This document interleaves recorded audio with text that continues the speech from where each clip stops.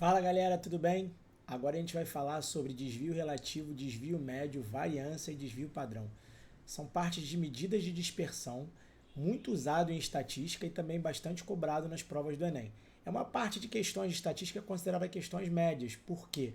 Porque na verdade as questões que falam de moda e mediana e de média aritmética simples são consideradas questões fáceis.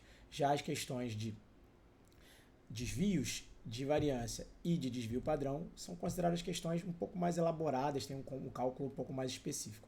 Se você for procurar nos livros, você vai encontrar muitas fórmulas grandes, esquisitas, com símbolos estranhos. Então, vou pegar um problema mais prático para a gente poder entender mais ou menos como é que isso funciona na prática, beleza? Então, vem comigo nesse vídeo para poder mostrar isso para vocês.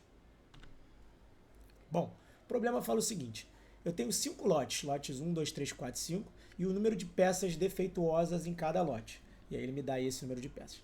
Primeira coisa que a gente vai fazer, gente, nessa amostra aqui de 5 lotes, é calcular a média desse número de peças defeituosas por lote. Então, a primeira coisa que a gente vai fazer é calcular a média aritmética. Então, a gente vai fazer uma média aritmética simples. Beleza? E aí, como é que a gente calcula essa média aritmética? Eu vou pegar o 12, vou somar, botar assim, MA, né? O 12, somar com 11, somar com 10, somar com 9, somar com 8 e vou dividir por 5. Essa é a minha média aritmética, a média do número de peças defeituosas por lote. Beleza? E aí, fazendo essa continha, a gente tem o seguinte, gente.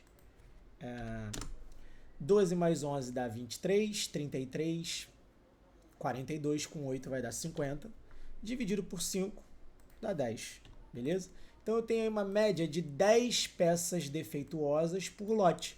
Essa é a interpretação matemática dessa média aritmética. Então eu tenho aí 10 peças defeituosas por lote, em média, na verdade.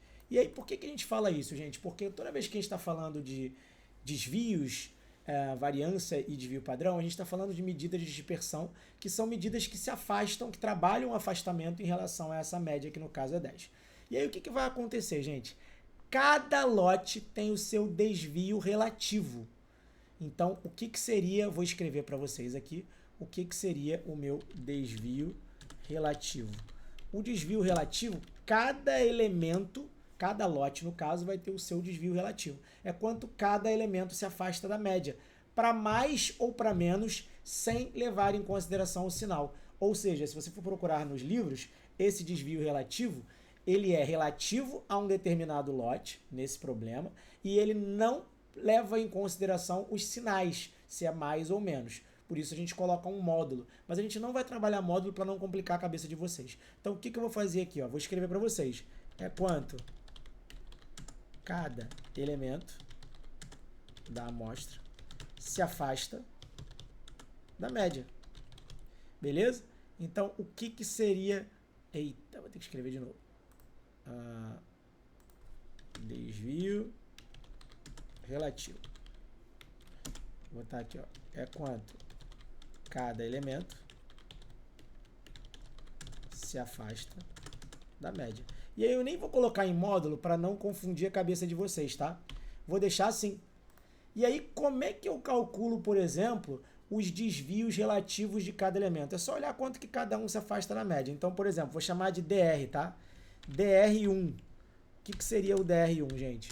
É quanto o lote 1 se afasta da média. Se ele é 12 e a média é 10, ele se afasta 2 unidades da média. Quem vai ser o desvio relativo do lote 2? Você vai ver quanto que o lote 2 se afasta da média. Se ele é 11 e a média é 10, ele se afasta 1 da média. Beleza? Desvio relativo do lote 3. Quanto que o elemento 3, quanto que o lote 3 se afasta da média? Se ele é 10 e a média é 10, 0. Desvio relativo do lote 4 é 9. Se ele tem a média 10, ele se afasta 1 unidade da média. E, por fim, o desvio relativo do lote 5, que como ele é 8 e a média é 10, ele se afasta 2 unidades da média. Beleza? Então, aqui eu calculei os meus desvios relativos do 1, do 2, do 3, do 4 e do 5. Beleza? Então, Então, a gente já entendeu e já sabe o que é, por exemplo, como é que se calcula, por exemplo, o desvio relativo. Já falamos aí, no caso, da média aritmética, beleza? E essa a gente já sabia fazer, né? Tentando deixar retinho aqui, mas tá difícil. Se não ficar retinho, não tem problema não. Eita, não quero. Deixar assim mesmo. E o desvio relativo, quanto cada elemento se afasta da média, beleza? Agora a gente vai para mais um conceito. A gente vai para o conceito agora de desvio médio, beleza? E aí vou escrever para vocês aqui, ó, o que seria o meu desvio médio. O meu desvio médio, ele vai ser a média aritmética dos desvios relativos. Mole, né, gente? Então, o que vai ser o meu desvio médio? Meu desvio médio vai ser a média aritmética dos desvios relativos. Como é que eu calculo, então, o meu desvio médio, que eu vou chamar de DM? Então, DR, desvio relativo, DM, desvio médio. Você vai tirar a média desses caras aqui de baixo, ó. 2, 1, 0, 1 e 2. Como é que a gente tira a média deles? Soma todo mundo. 2 mais 1 mais 0 mais 1 mais 2. E divide pela quantidade, que no caso são 5. Beleza? E a gente vai fazer essa continha aqui. Isso aqui vai dar 2 mais 2, 4. Mais 2, 6. Dividido por 5. Beleza? Foi? Então a gente tem essa continha aqui que vai dar 6 sobre 5. Gente, macetinho para dividir por 5. Você lembra como é que a gente faz para dividir por 5? É só dobrar o número e tirar uma casa, né? Se eu dobrar o número dá 12, anda uma casa para trás, 1,2. Beleza? Então eu já tenho aí o meu desvio médio, que no caso é 1,2. Calculamos também o meu desvio médio. Agora, gente, está faltando a gente calcular a variância dessa amostra, desses lotes aí no caso. E aí eu vou escrever para vocês aqui como é que a gente calcula essa variância. Primeiro eu vou escrever o que é e depois a gente calcula, tá? Então, o que seria a minha variância? Vou escrever aqui, ó. A variância, ela é, vou botar aqui, ó, a média aritmética dos quadrados dos desvios relativos. Então, o que eu tenho que fazer, gente? Pegar os quadrados dos desvios relativos e tirar uma média. Vai ficar ruim. Não tem problema não, vou fazer aqui. Escrever de novo. Então, vamos lá. Variância,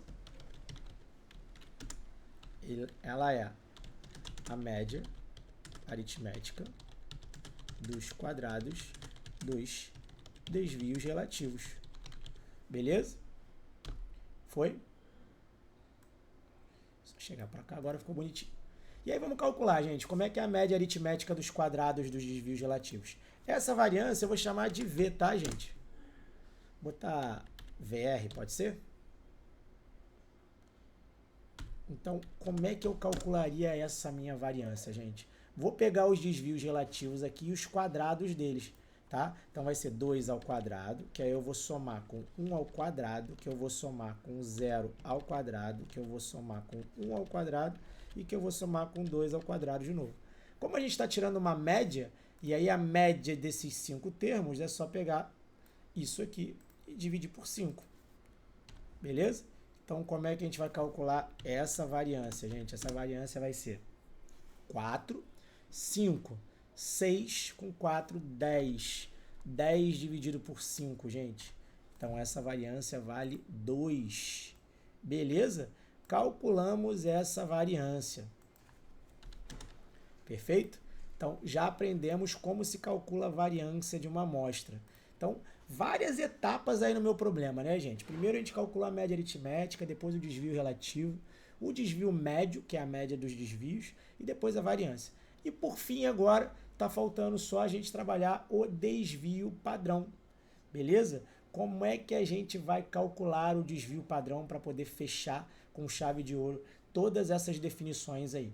Deixa eu pegar uma cor bacana aqui pra gente. Tá. Pegar aqui um azul, vai ficar muito... Vou pegar um branquinho mesmo. Então agora eu vou pegar o seguinte. O que seria o nosso desvio padrão para fechar, gente? O desvio padrão, ele é a raiz quadrada. Então, vou botar aqui, ó, é a raiz quadrada